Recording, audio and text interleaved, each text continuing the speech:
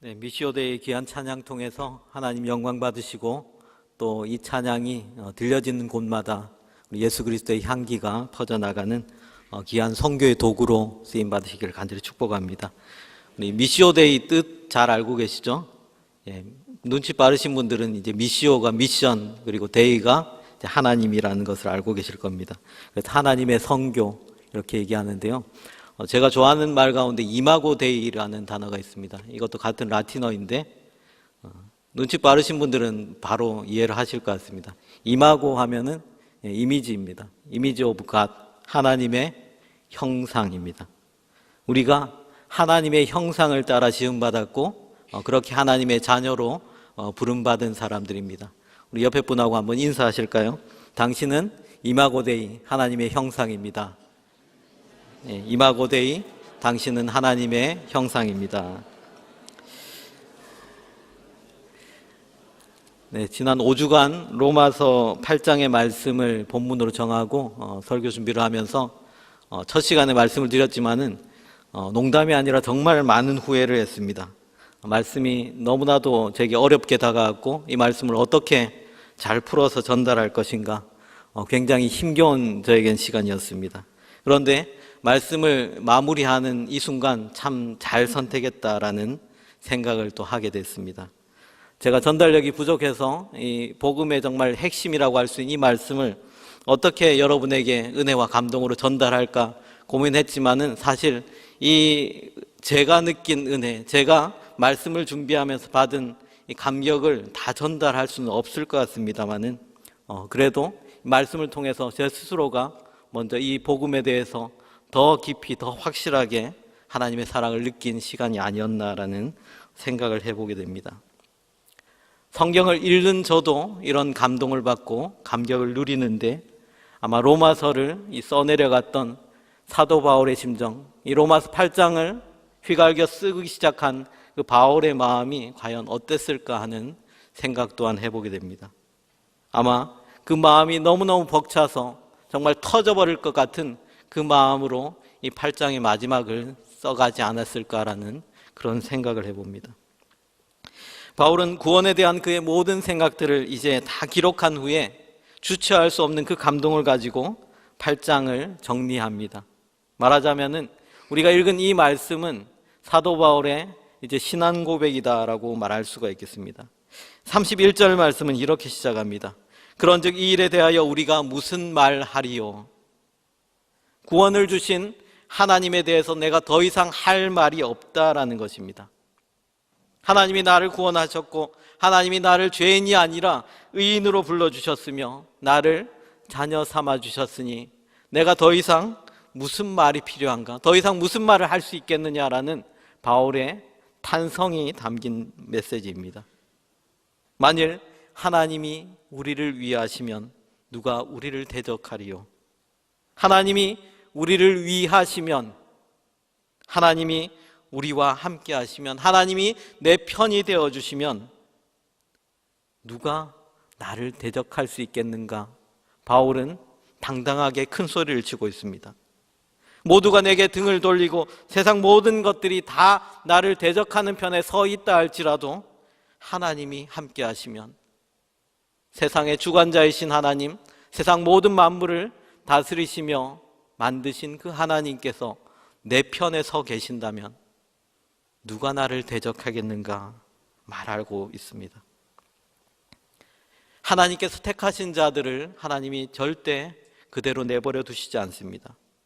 우리가 이 믿음을 가진다고 한다면 어떤 어려운 일을 당하든지 어떤 곤란한 일을 당하든지 절대 낙심하지 않고 좌절하지 않을 수 있습니다. 우리가 예수님을 믿는 사람이라고 해서 세상 사람들이 당하는 어려움들을 우리는 피해갈 수 없습니다. 우리도 똑같이 어려움을 당하고 고난을 겪습니다. 사도 바울의 말과 같이 우리가 사방으로 우겨싸임을 당할 때가 있습니다. 그렇지만 우리는 쌓이지 않습니다. 핍박을 받을 때가 있습니다. 그러나 버림바가 되지 않습니다. 거꾸로 뜨림을 당합니다. 그러나 우리는 망하지 않습니다. 예수 믿는 사람도 이 세상에서 넉다운 될 수가 있습니다. 그러나 절대로 넉아웃 되지는 않는다는 것입니다. 넘어질 수 있지만은 반드시 우리가 일어설 수 있는 이유는 하나님의 능력의 팔이 우리를 붙들어 주시기 때문입니다. 이것이 바로 그리스도인의 삶의 비결입니다. 히브리서 13장 6절의 말씀은 우리에게 이렇게 들려주고 있습니다. 그러므로 우리가 담대히 말하되 주는 나를 돕는 이시니 내가 무서워하지 아니하겠노라. 사람이 내게 어찌하리요 하노라. 블레셋의 장수 골리앗의 앞에서 모두가 벌벌 떨고 두려워할 때 어린 소년 다윗이 그 앞에 나갑니다. 그가 힘이 강해서 골리앗을 물리칠 수 있을 만한 무기를 가지고 있어서 전쟁의 경험이 많아서 그 앞에 나가지 않았습니다. 오직 하나님이 그와 함께 하심을 믿었기 때문입니다.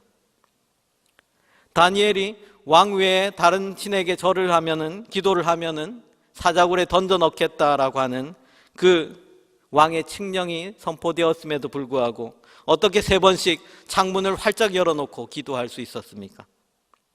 사자와 싸워서 이길 자신이 있었기 때문입니까? 하나님이 나와 함께 하시면, 하나님이 나와 함께 하시면 그 누구도 나를 대적할 수 없다라는 것, 하나님이 나를 위하시면 그 누구도 나를 어찌할 수 없다라는 것을 분명히 알았기 때문입니다. 바울은 하나님의 구원과 사랑은 예수 그리스도의 십자가로 확실하게 나타났음을 선언합니다.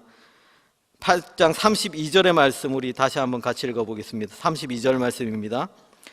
자기 아들을 아끼지 아니하시고 우리 모든 사람을 위하여 내주신 이가 어찌 그 아들과 함께 모든 것을 우리에게 주시지 아니하겠느냐. 독생자 예수 그리스도를 죽기까지 내어주신 그 하나님께서, 가장 큰 대가를 치르고 우리를 구원하신 그 하나님께서 어찌 우리를 아끼지 않으시고 사랑하시지 않겠느냐 하는 것입니다. 우리가 믿음의 길을 걸어가면서 꼭 점검해 봐야 하는 것이 있습니다. 그것은 바로 하나님의 은혜에 대한 우리의 마음가짐입니다. 많은 사람들이 오해하는 것이 하나님의 은혜를 공짜라고 생각합니다. 이사야서 55장 1절의 말씀은 이렇게 말씀하고 있습니다. 오라 너희 모든 목마른 자들아 물로 나오라. 돈 없는 자도 오라. 너희는 와서 사 먹되 돈 없이 값 없이 와서 포도주와 젖을 사라. 물론 하나님은 우리에게 은혜와 긍휼을 거저 베풀어 주셨습니다.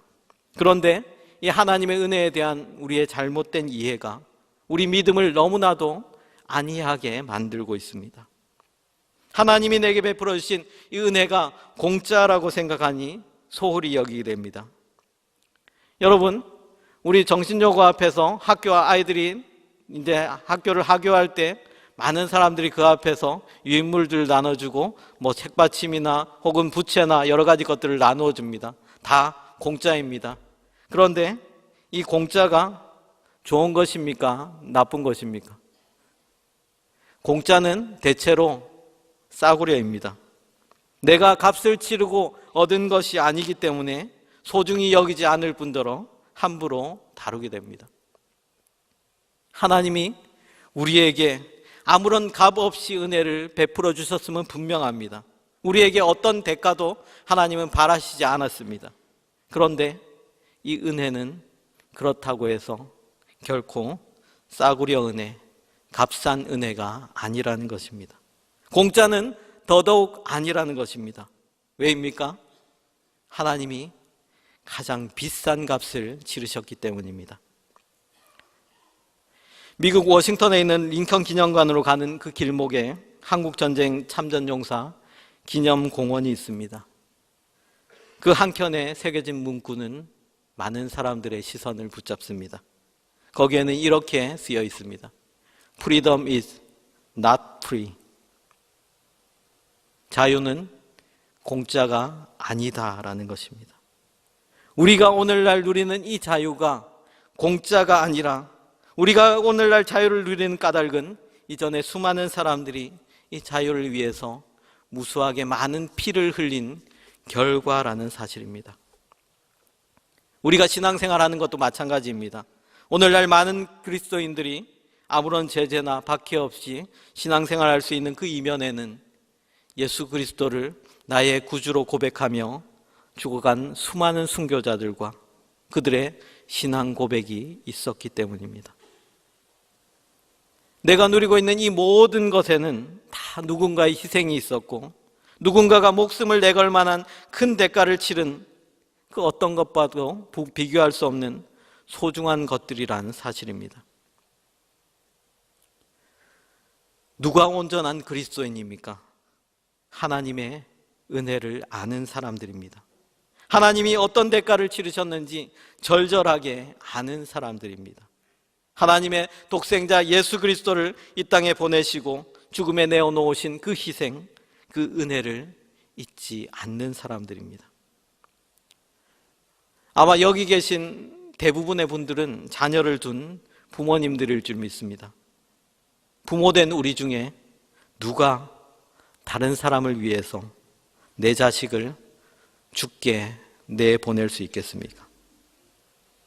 천하를 살린다고 하여도 내 아들, 내 딸을 내줄 수는 없는 노릇입니다. 그런데 하나님은 그 아들을 내어놓으셨습니다.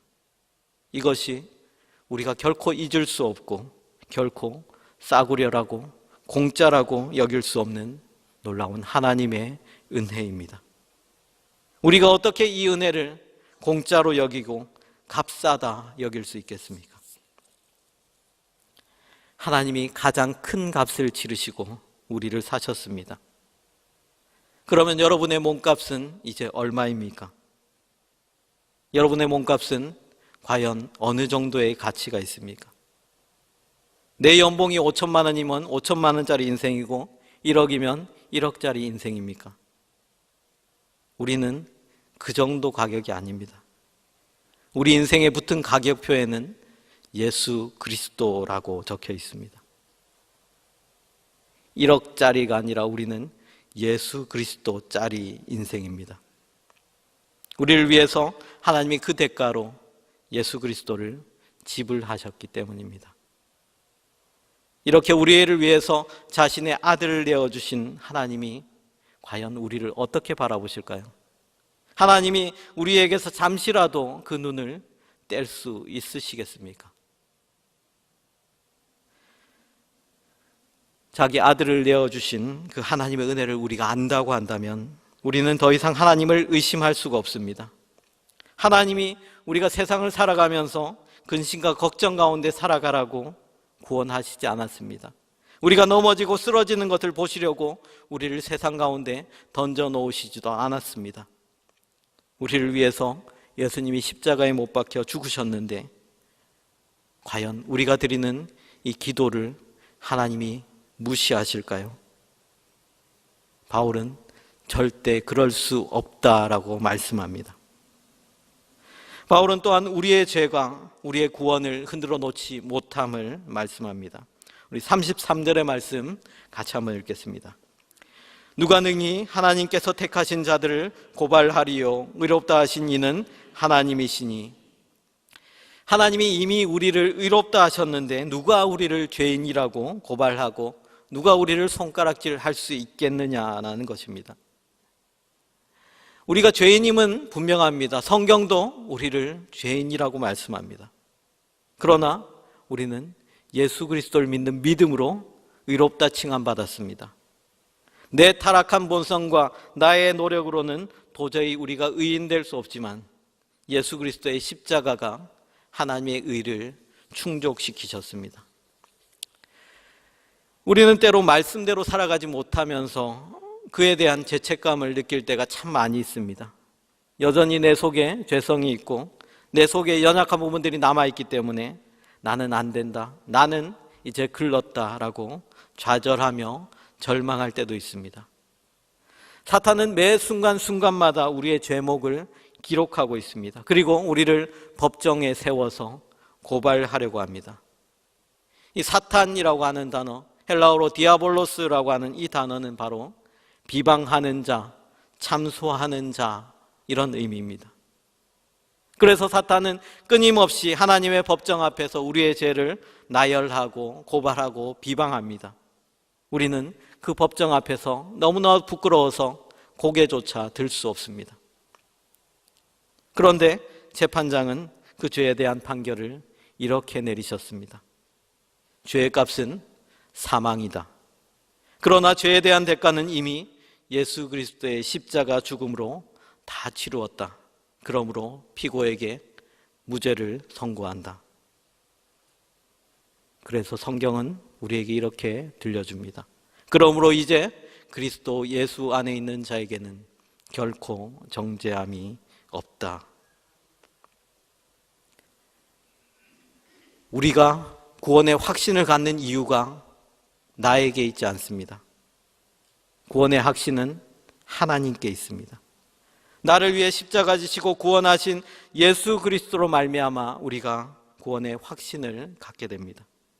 그래서 바울은 34절 말씀에서 이렇게 말씀하고 있습니다. 우리 34절 말씀 같이 읽겠습니다.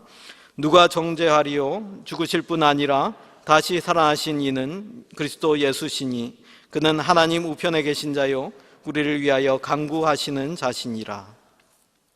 우리를 위해 죽으시고 다시 살아나신 예수 그리스도, 그리고 이제는 하나님 우편에서 우리를 위하여 친히 간구하시는 그 주님을 바라볼 때 내가 구원받았고 내가 더 이상 이 죄로 인해서 정죄함 받지 않는다는 그 사실을 우리는 확신할 수 있습니다.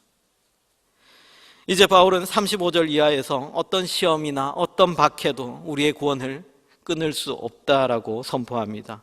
우리 35절 말씀 같이 읽습니다. 누가 우리를 그리스도의 사랑에서 끊으리요? 환난이나 공고나 박해나 기근이나 적신이나 위험이나 칼이랴. 무엇이 우리를 그리스도 예수의 사랑에서 끊을 수 있느냐?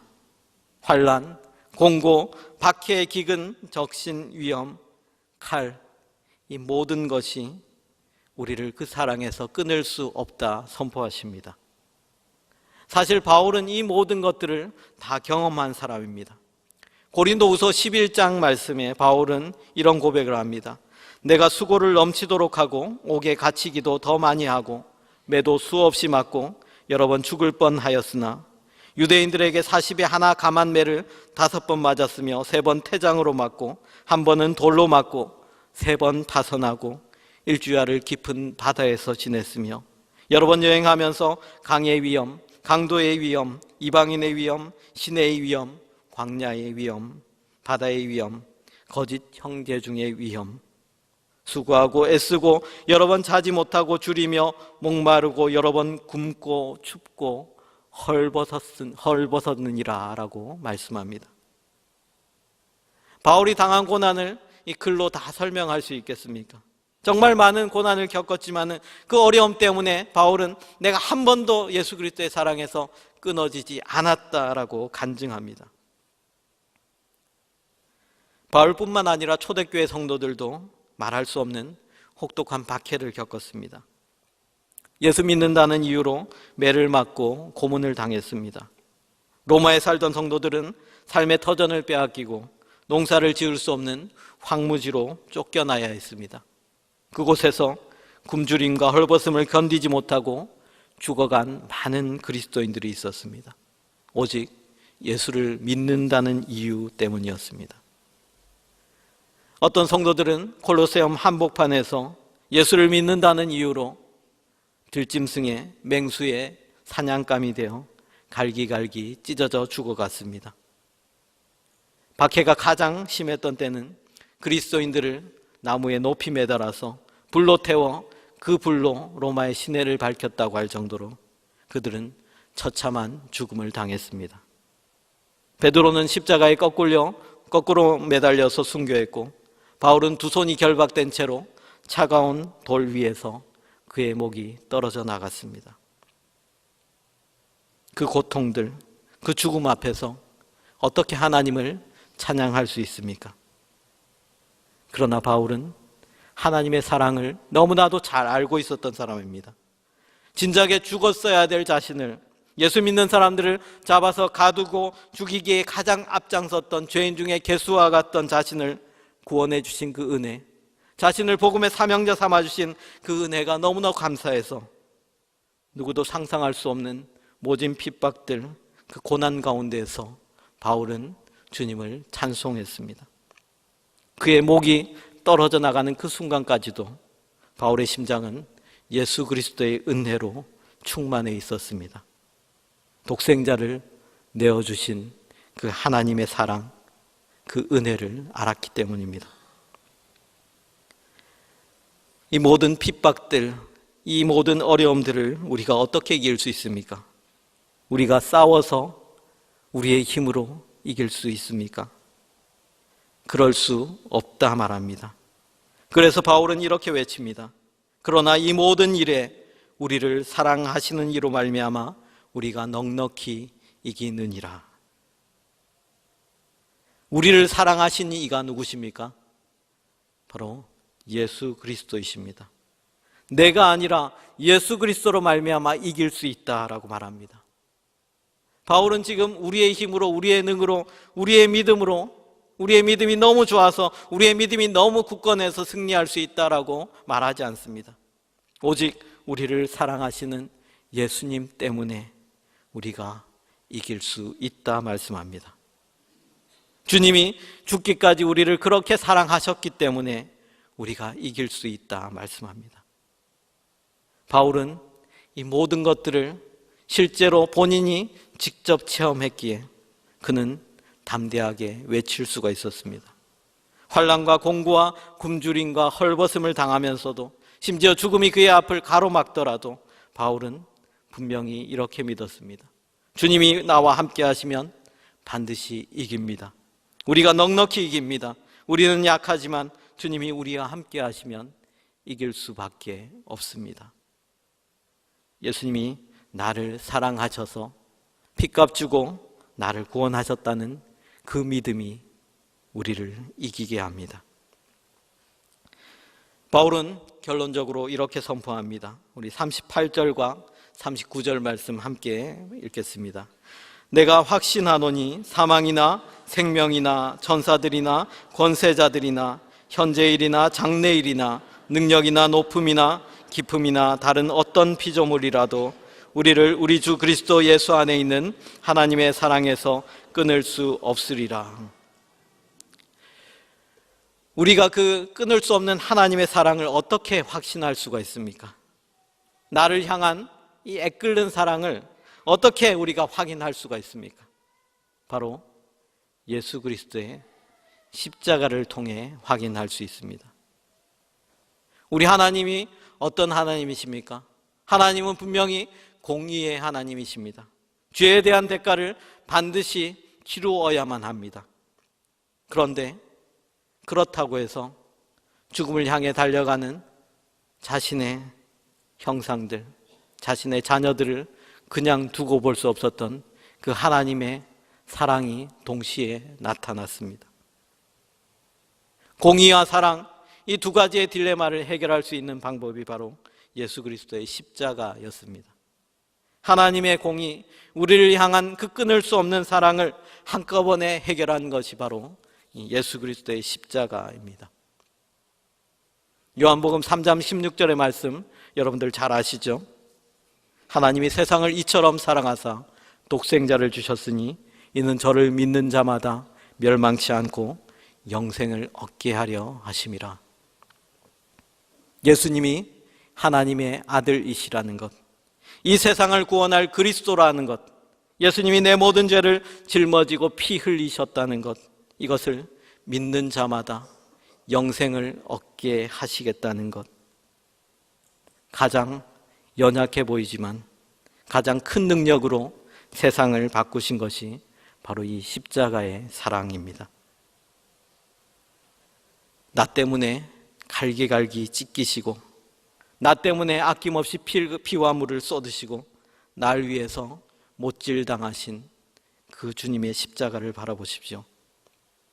십자가에 흐르는 그 피는, 그 대속의 보혈은 다른 사람을 위한 것이 아니라 나를 위한, 내게 주신 하나님의 사랑입니다. 선지자 요나의 얘기를 여러분들 잘 알고 계시리라고 생각합니다.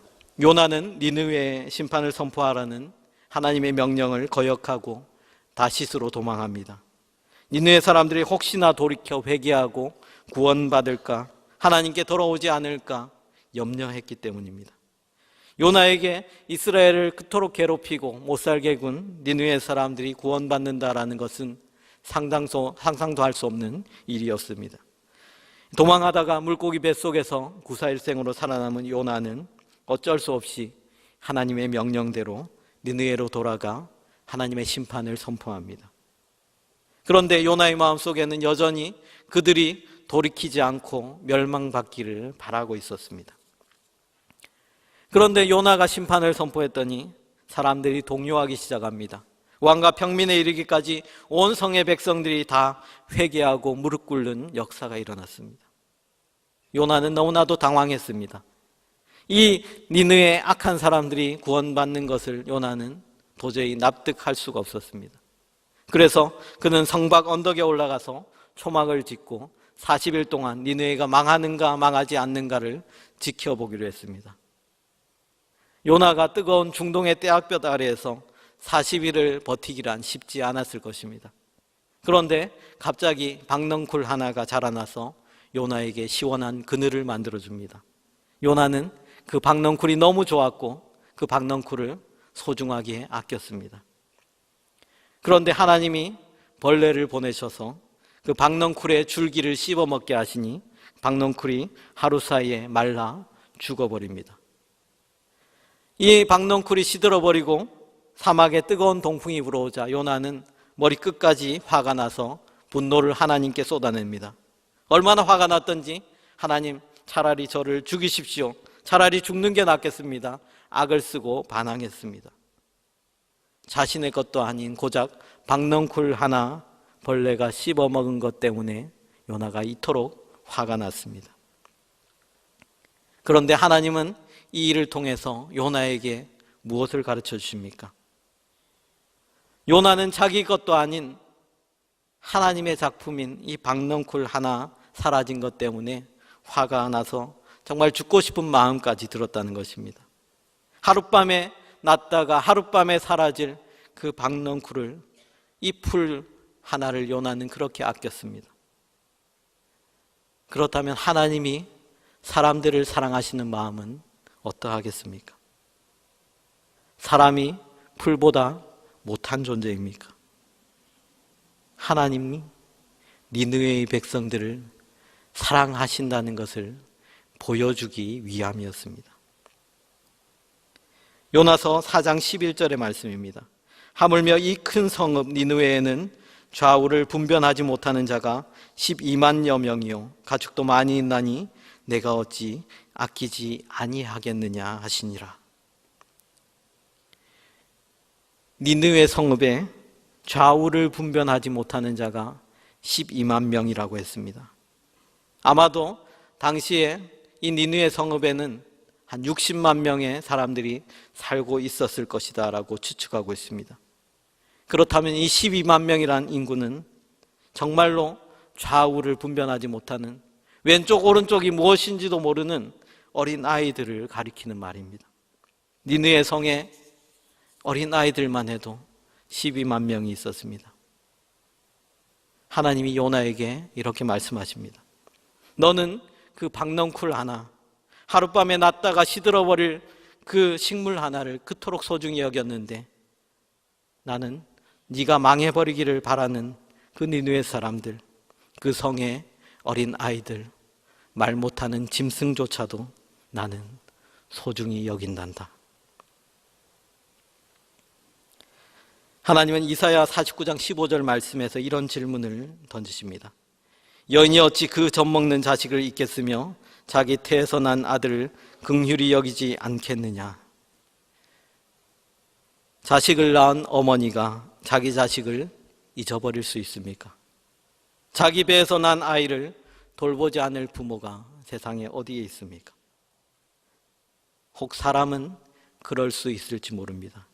그러나 하나님은 우리에게 이렇게 맹세하십니다. 그들은 혹시 잊을지라도 나는 너를 잊지 아니할 것이라. 내가 너를 손바닥에 새겼고 너희는 너희의 자식들 잊을지 몰라도 나는 너를 결코 잊지 않을 것이다. 하나님은 우리를 그의 자녀로 받아주셨습니다. 우리를 자녀 삼으시기 위해서 가장 큰 대가, 독생자 예수 그리스도를 십자가에 내어주시기까지 하셨습니다. 그 하나님은 우리를 잊어버리실래야 잊어버리실 수가 없습니다. 우리에게서 잠시도 눈을 떼지 못하십니다. 가장 귀한 존재를 지불하고서 우리를 사셨기에 한번 잡은 손, 그 손을 절대 놓지 않으시는 분이십니다. 죽음조차도 그 사랑에서 우리를 끊을 수 없다 말씀하십니다. 20세기를 풍미한 신학자 칼 바르트 이야기입니다. 칼 바르트가 미국의 시카고 대학에서 은퇴 강연을 마쳤을 때의 일입니다. 강연이 끝나고 신학대학 학장이 이런 요청을 했습니다. 학생들의 질문을 다 받을 수가 없으니 제가 대표해서 딱 한 가지만 질문하겠습니다. 그리고서는 바르트를 향해서 이렇게 물었습니다. 바르트 박사님, 바르트 신학의 핵심을 말씀해 주십시오. 한 시대를 이끈 신학자였고 9,000페이지가 넘는 교리서를 쓴 바르트였지만은 자신의 신학의 핵심을 말해달라는 그 질문에 한마디로 대답하기는 어려웠습니다. 바르트는 잠시 눈을 감고 생각하더니 천천히 입을 열었습니다. 내 신학의 핵심은 이것입니다. 그는 설명 대신에 찬양을 부르기 시작했습니다. 예수 사랑하심을 성경에서 배웠네. 우리들은 약하나 예수 권세만 도다. 날 사랑하시 날 사랑하시 날 사랑하시 성경에 써 있네. 복음의 핵심은 이것입니다. 하나님께서 나를 사랑하신다는 것입니다. 나를 사랑하셔서 독생자 예수 그리스도를 이 땅에 보내시고 그 피로 나를 구원하셨다는 것입니다.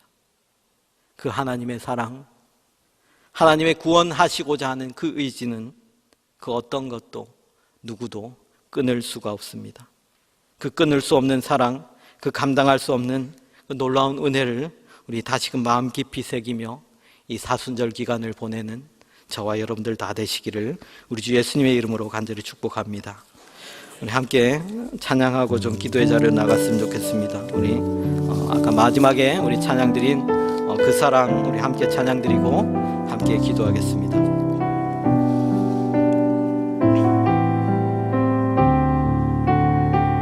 아버지 사랑 내가 노래 아버지 사랑 내가 노래해 아버지 은혜 내가 노래해 그 사랑 변함없으신 거짓 없으신 성실하신 그 사랑 상할 때 꺾지 않으시고 꺼져가는 등불 끄지 않는 그 사랑 변함없으신 거짓 없으신 성실하신 그 사랑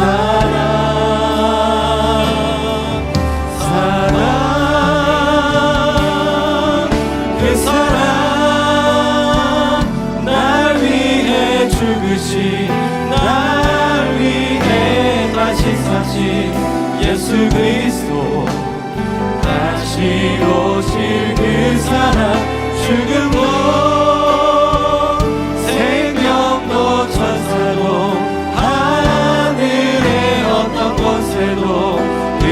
없는 영원한 그 사랑, 그 사랑, 그 사랑, 날 위해 죽으신, 날 위해 다시 사신 예수 그리스도, 다시 오실 그 사랑, 죽음도 생명도 천사도 하늘의 어떤 권세도 끊을 수 없는 영원한 그 사랑 예수. 하나님께서 독생자 예수 그리스도를 이 땅에 보내셔서 우리를 구원하신 그 은혜를 생각하면 우리는 아무 말도 할 수 없습니다. 우리는 죽을 수밖에 없는 죄인이었지만 그 은혜와 그 사랑으로 우리를 자녀 삼아주시고 이제는 죄인이 아니라 의인으로 불러주셨습니다. 우리를 하나님의 아들, 딸로 삼아주셨습니다. 우리 안에 하나님의 형상을 이제는 회복하기 원합니다. 하나님의 그 끊을 수 없는 사랑에 감격하며 감사하며 우리의 삶을 온전히 주께 맡겨드리는 삶을 살게 하옵소서. 하나님의 그 사랑을 세상에 전하며 복음의 정인으로 이 땅 가운데 살아가도록 우리를 도와 주시옵소서. 함께 기도하며 나아가겠습니다. 하나님 아버지 감사합니다. 우리를 위하여 독생자 예수 그리스도를 이 땅에 내어주신 하나님의 그 사랑, 그 은혜를 우리가 말로 할 수 없고 감당할 수 없음을 지금 고백하며 나아갑니다. 하나님, 우리는 하나님 앞에 고개를 들 수 없는 죄인이었지만 하나님의 그 은혜, 그 사랑으로 우리를 자녀 삼아주시고 우리를 더 이상 죄인이 아니라 의인으로 불러주셨습니다. 하나님의 사람들로 세워주시고 사랑하는 내 아들이요 내 딸로 불러주셨습니다. 하나님, 이제는 우리가 하나님의 자녀와 하나님의 형상을 우리 가운데 회복하며 살아가고 하나님의 끊을 수 없는 그 사랑에 감격하며 감사하며 우리의 삶을 온전히 하나님께 맡겨드릴 수 있는 하나님 기뻐하시는 삶을 살아갈 수 있도록 우리를 주장하여 주시옵소서. 예수 그리스도의 그 보혈의 능력과 그 은혜와 그 사랑이 나를 이끌게 하여 주시옵소서. 하나님의 그 사랑을 이 세상 가운데 전하며 살아갈 수 있게 하시고 내가 이 땅 가운데 복음의 증인으로 하나님이 나를 구원하셨습니다. 이 사실을 선포하며 살아갈 수 있도록 하나님 우리를 도와주시옵소서. 자가의 보혈의 증인으로 살아가시고 우리를 감격케 하여 주옵소서. 하나님의 그 사랑을 증거하며 살아갈 수 있도록 도와주시옵소서. 나를 구원하신 그 사랑, 나를 찾아 삼아주신 그 은혜와 그 사랑을 이제는 내가 살아도 주를 위하여 살고 내가 죽어도 주를 위하여 죽을 수 있는 그런 사랑을 위하여 하나님 도와주시옵소서. 영원한 그 사랑 예수.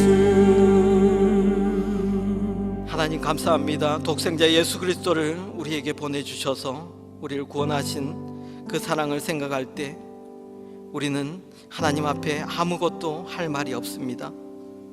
죽을 수밖에 없는 죄인들 그 은혜와 사랑으로 내 아들이요 내 딸이다 불러주시고 이제는 더 이상 죄인이 아니라 의롭다 하심 얻은 의인 되어 살아갈 수 있게 하셨습니다.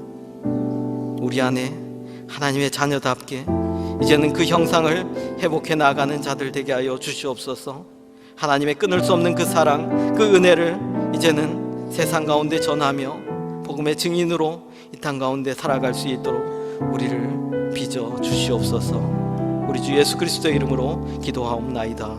아멘. 우리 다 함께 일어나 파송의 찬양으로 하나님 앞에 나가겠습니다.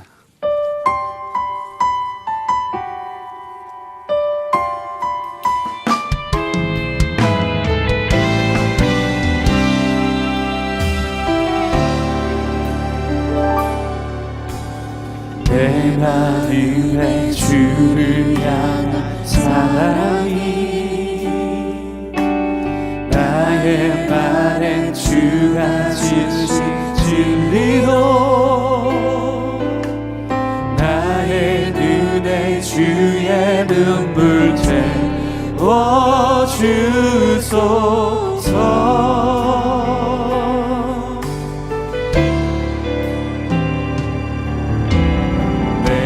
입술에 찬양의 향기가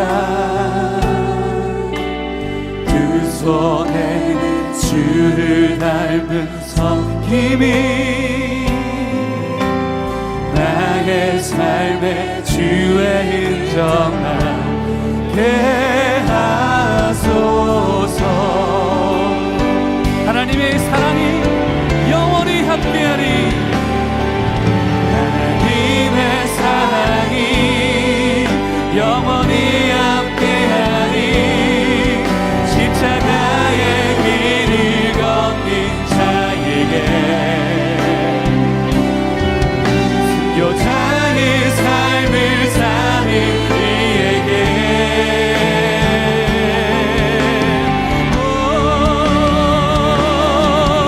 조롱하는 소리와 세상 유혹 속에도 주의 순결한 신부가 되리라. 내 생명